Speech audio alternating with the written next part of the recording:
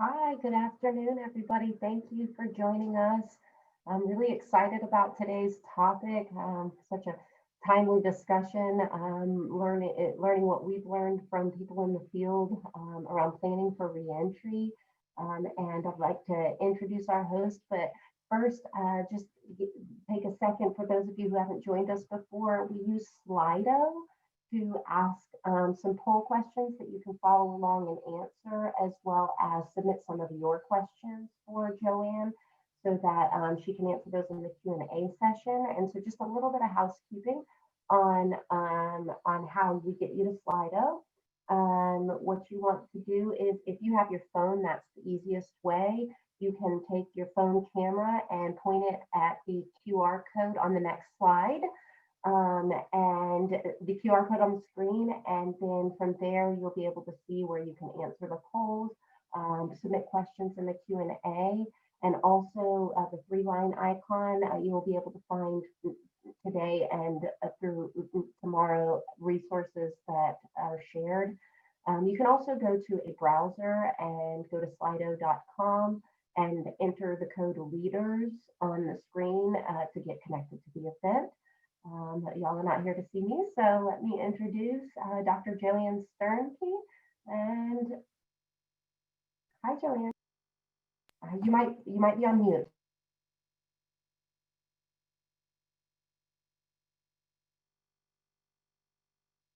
Hello, everyone.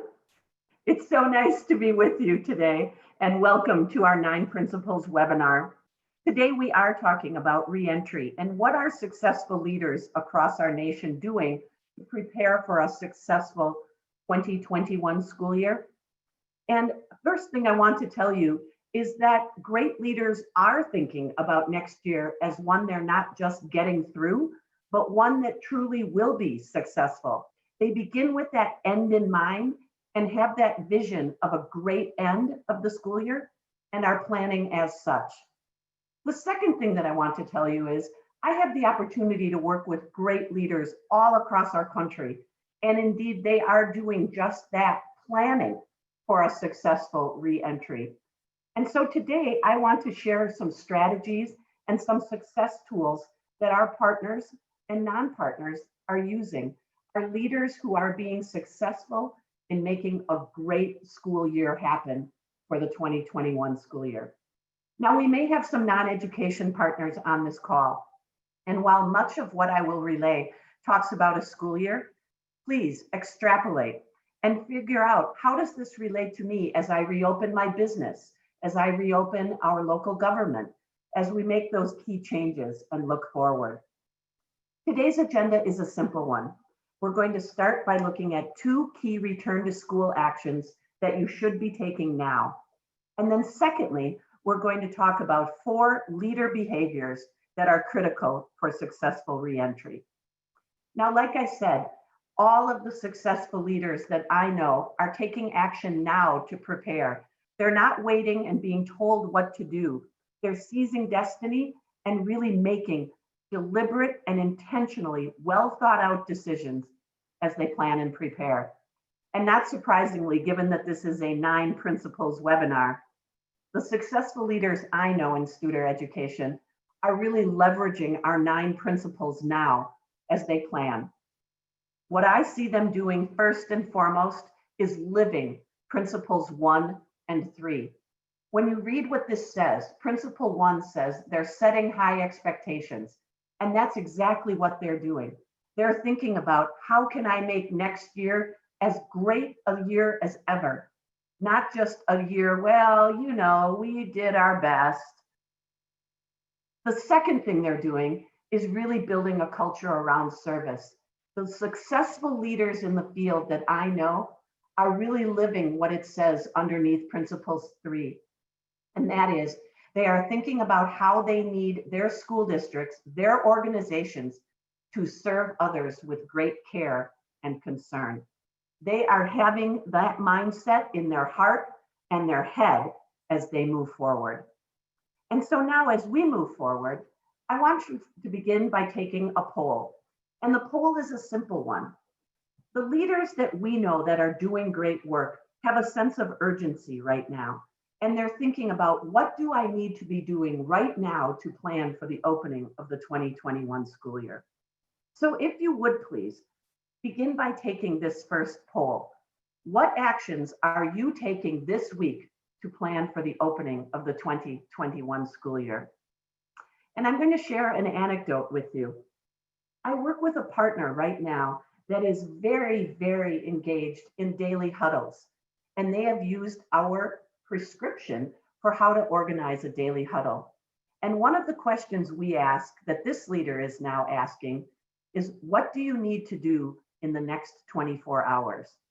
And the reason why I think that's such a great question, to really map out what are we doing in the next week, in the next 24 hours, is it keeps our sense of urgency high, and it keeps us laser focused on the work to be done. And so I see that some of you are thinking about, how are you communicating the planning that's going on? How are you listening to stakeholders? And that's something I know many of our people are doing, is deploying surveys so that they know what it is they're working on. And then I see also that sense of communicating, which is a big part of what we're going to talk about today. And they're building a comprehensive school reopening plan for the 21st century that goes far beyond the pandemic. Thanks for that sense of vision. And so one of the things that I want for you to think about is just all of that key action that needs to take place. It needs a foundation. And while I want to be clear, I want to talk about 2 return to school actions. Some are embraced in the wonderful feedback you've given me on SLI.DO. Some of you are thinking about, how do I set that foundation? And I need to tell you some bad news. And I think you really know this bad news. There really isn't a timeline for what you should be doing day by day or week by week, partly because some of you may be opening school on July 20th, while others may be opening school September 1st. So a timeline isn't as helpful. And sadly, there is no playbook for what we should be doing. But there is something that you should be doing now as you prepare. And that to me is what I have embodied here. What are some key return to school actions that really are beneficial if you take? And so I'd like to start with the first one, which is all about understanding the reentry landscape. As I've talked with successful leaders across the country, this is one of the things I'm hearing. I'm tired, as I have really immersed myself in learning what are all the public health guidelines regarding reentry. And so as I hear this, I hear people say, I'm really working hard to get accurate information, whether that's from the CDC, our State Department of Public Instruction, our State Health Department, and all of you have many sources that you're going to that are really giving you some of that return to school or return to what we perceive as normal guidelines. But here's what I know you've realized. No one's going to tell you what to do. But I do believe that you can learn what I would like to say are some assumptions. And these assumptions are incredibly important for you to identify, because they are the if that will focus then on the what and the then. And so let me repeat that. So if indeed, and you see what's on the screen, if indeed we know that there will be, number 3, high anxiety about safety and return, or if we know that COVID is highlighting and widening educational inequities, if we know the assumptions about the virus, about the safety precautions, as well as about student learning, then we can focus in on that next step of the goal. Now, here's what I also think that I think is one of those sad realities, and that is the landscape changes.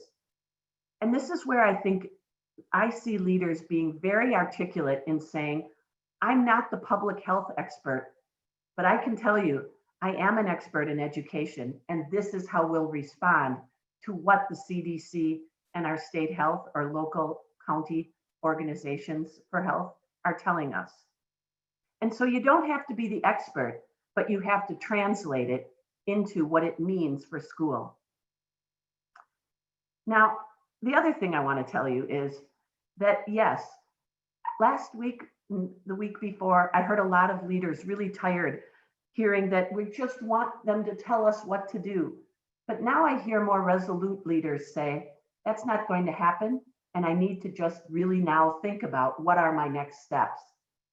So what I see successful leaders doing all across the country is really identifying what are the assumptions by which they will take action. So if we know the virus will remain in circulation, what does that mean for the goals we set regarding reentry? So immerse yourself in learning the reentry landscape. What do we know? The bottom line is that successful leaders are informed and they keep on striving, not for the right answer, but for what does this mean for my organization? And they transfer it into that. And they do that by doing this. They set clear goals for successful reentry. I have 4 successful goals here. I've worked with many partners on creating goals for successful reentry. This is the then. If we believe that there will be high anxiety, I want to reassure you that we will do everything possible to, number 1, keep students and staff physically safe. If we know there is high anxiety, that's one of the ifs from the assumptions, then please know we will take care of the social and emotional needs of students and staff. Now, here's where I see successful leaders being very clear. They aren't using words like ensure or we will necessarily, but they say we are committed to these goals. They aren't getting caught in that sense of what they are doing or what they're not doing. They're focusing very, very clearly on what are those North Star things that will identify our goals that really say these are our values.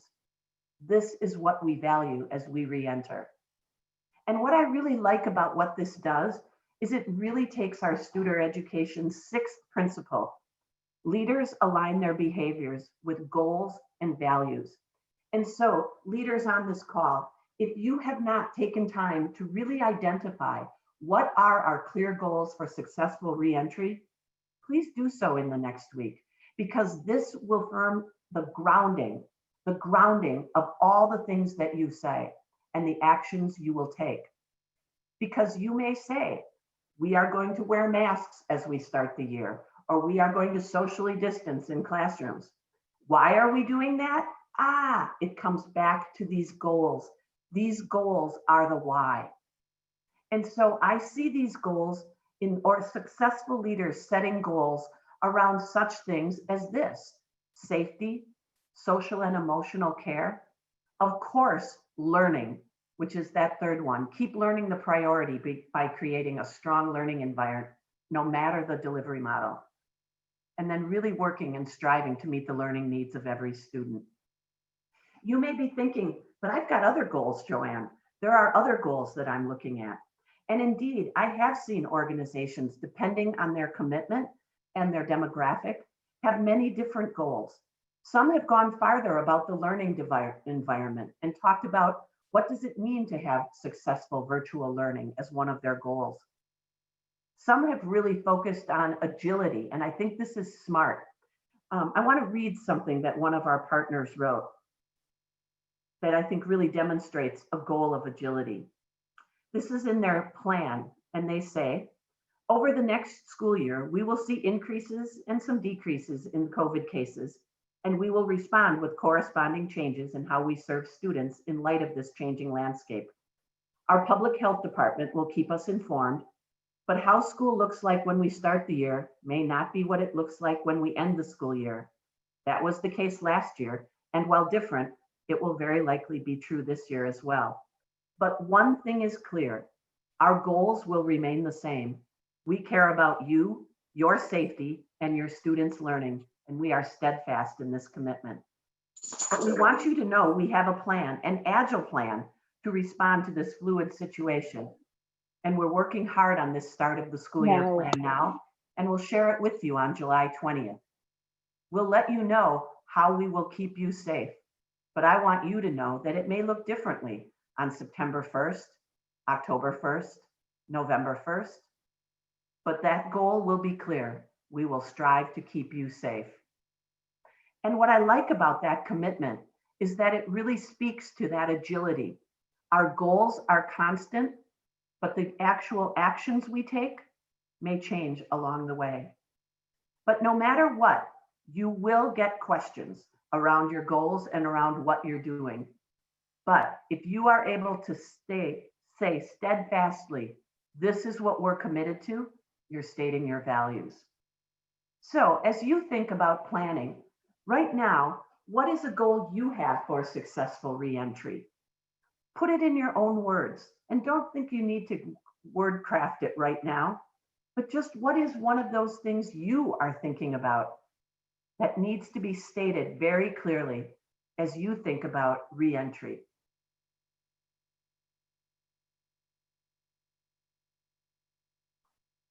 The things that I'm seeing that are so important have to do with this idea of safety, of that sense of really being sure that students are really being tended and that their safety is being considered as well as their learning. One of our partners commented that 76% of their people are feeling anxious about coming back. That will guide actions. So yes, we want to maximize equity. We want to ensure all stakeholders are aware of the role they play. Oh, I love this one. Thank you for writing. We want school to be even better than it was before. What a great aspiration to then set plans around. As I see what you've written, that's what you want to do. You want to capture people's hearts, and then you want to give the details of the plan. Thanks for taking time to respond to that. So what we've talked about, the first part, is about those actions. Know your assumptions, set your goals and values. But now, as we work with leaders all across the field, we talk with many level 5 leaders that really combine that fierce will, as Jim Collins would say, with great personal humility. They live our Studer Education 9 principles and put them into action by doing some very concrete things. Let's talk about those briefly. First, and this is the one I want to highlight, they view reentry as a process they are in command of. The toolkit that we have, the reentry toolkit that I believe many of you have seen, and if you haven't perused it, it is a link, there is a link to it at the end of this webinar. But it guides you through a process so that you aren't feeling like you're colliding from disconnected decision to disconnected decision, which I know sometimes we feel when we're stressed. But the successful leaders in the field that I work with really understand that there is a process to learn, a process to decide, a process to prepare, and a process to implement. It's like plan, do, study, act. But as I think about reentry, I think about it being learn, decide, prepare, and implement. Our reentry toolkit helps you through those processes of learning, deciding, preparing, and then communicating and implementing. But let's look at 4 successful behaviors and how they're grounded in the 9 principles. The first one to me is so important. Successful leaders in the field are being very intentional, and that is a word you will hear me use over and over again, intentional. They are being mindful and proactive in how they are engaging their people and how they are collaborating both internally and externally. So it goes without saying that they are putting people first. Many have surveyed students, families, and employees and are using that data to show that they're making decisions based on that, which is testifying that they're putting people first. Some have used our fear to opportunities self-assessment in our reentry toolkit. That's tool number 1, to really get a handle on what are the greatest fears that people are experiencing.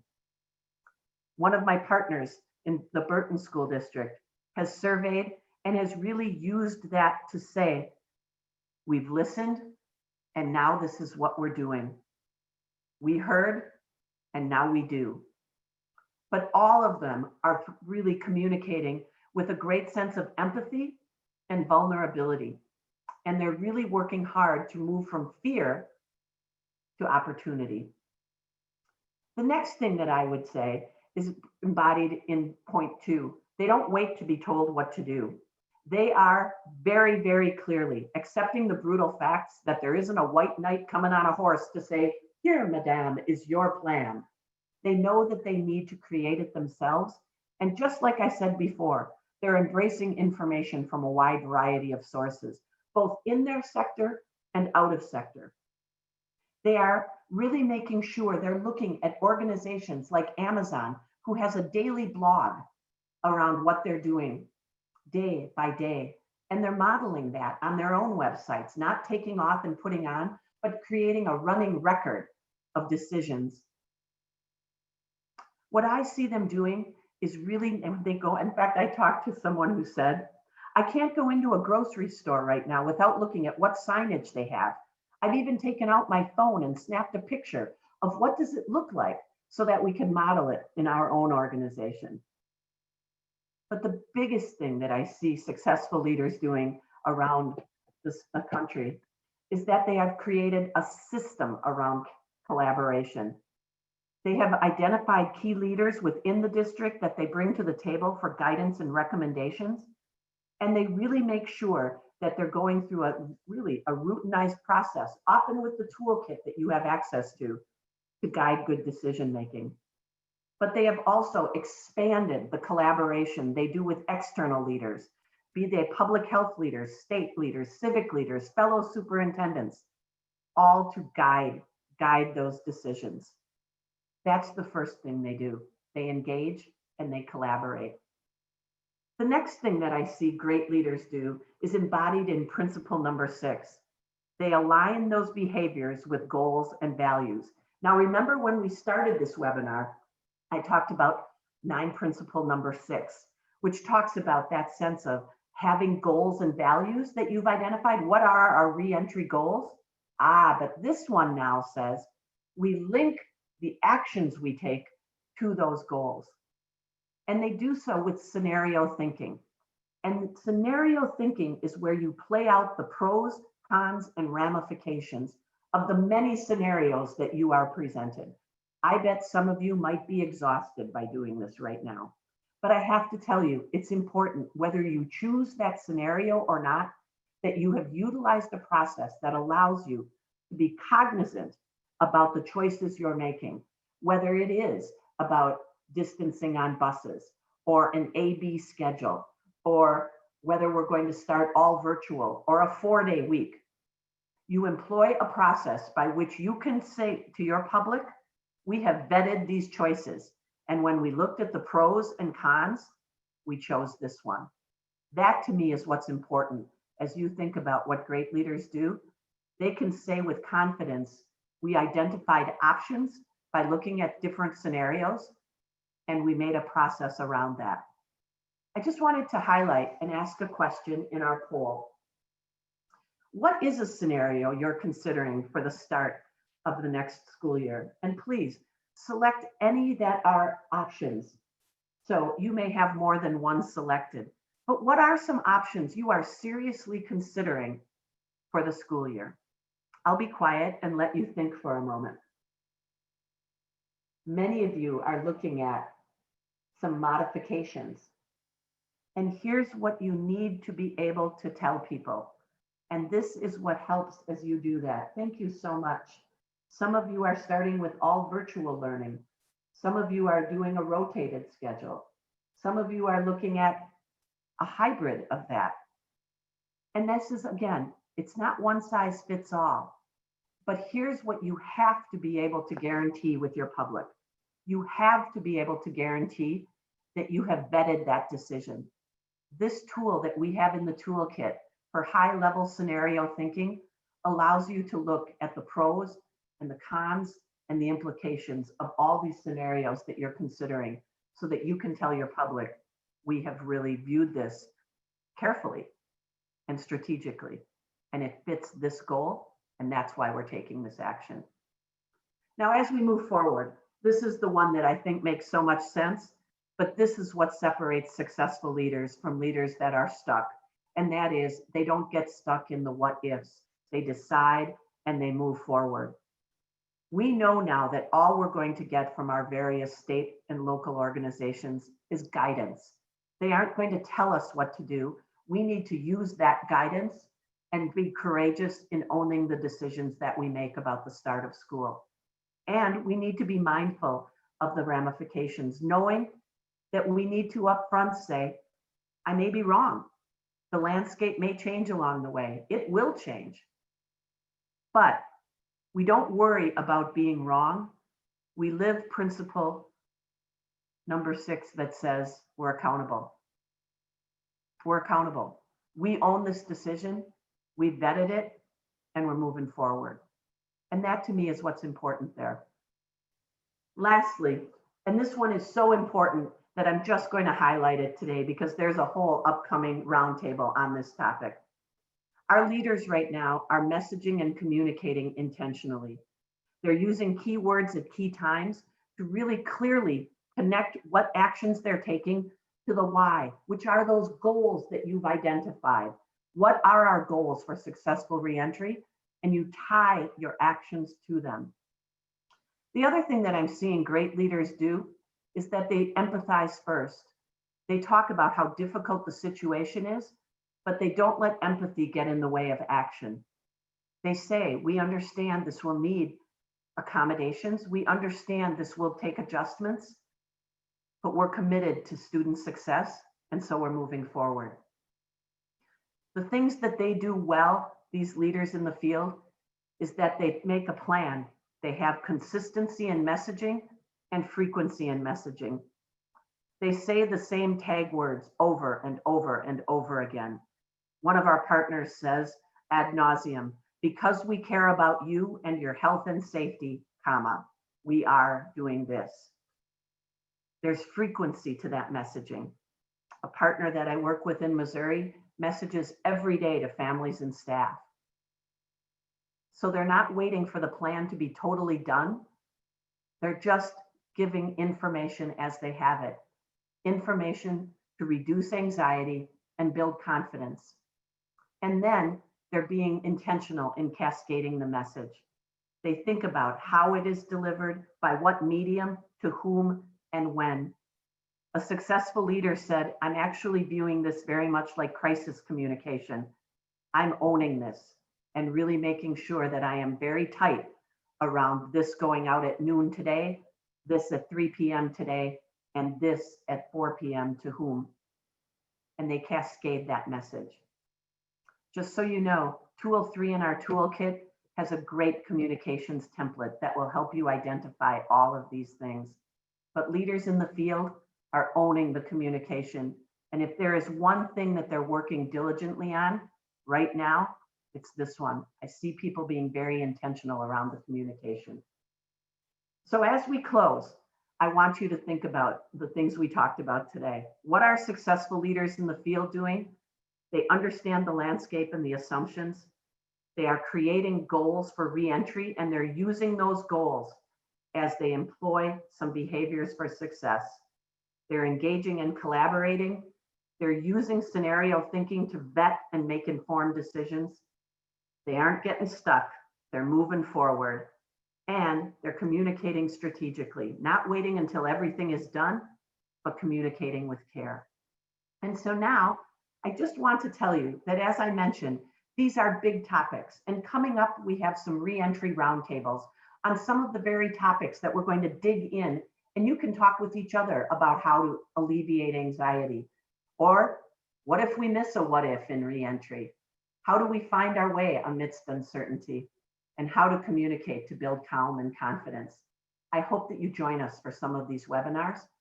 And I hope that when you get this, you download our free toolkit, because I know that you will find some things that will be of help to you. And in the last few minutes we have, I want to ask a favor and then take your questions. And so here's the favor. While you are giving me your questions, and maybe there's some already, I would love if you would give us some advice so that we can make these upcoming roundtables more suited to what you really need to know. What would be most helpful for you to converse about with fellow high-performing leaders that are planning for a successful reentry? What are things you would find of benefit that way? And now I want to make certain that we take some questions and see what you have on your mind that I might be able to answer as we move forward. And so if you have given some questions, is there a way we could get the plan you just read, JoAnn? Yes, I'll happily put that script, if that's what you're talking about, into the notes from today, if that's what you're referring to, a sample plan. But I should also tell you, there is a sample plan template in the toolkit that I just referenced that talks about different chapters, and I'm seeing people do a great job with it. And I will send you that script. Thank you very much for giving me that feedback. Any other questions that you have?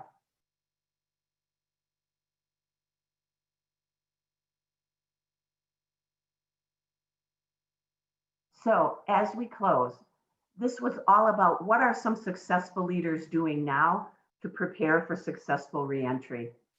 What I think, oh, I'll take this one last question. What do I think is the most important thing to communicate? I don't think it's the details right now. I think you need to really build trust in your goals and then give the details as you know them. But right now, it's all about building calm and confidence.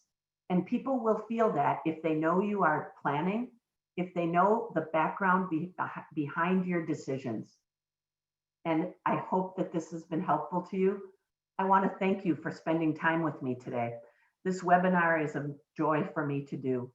I really appreciate how you are leading people through COVID and having those high expectations as you employ the Studer Education 9 principles. Thank you very much and have a great rest of your week, and even more, a successful start to the 2021 school year. Have a great day.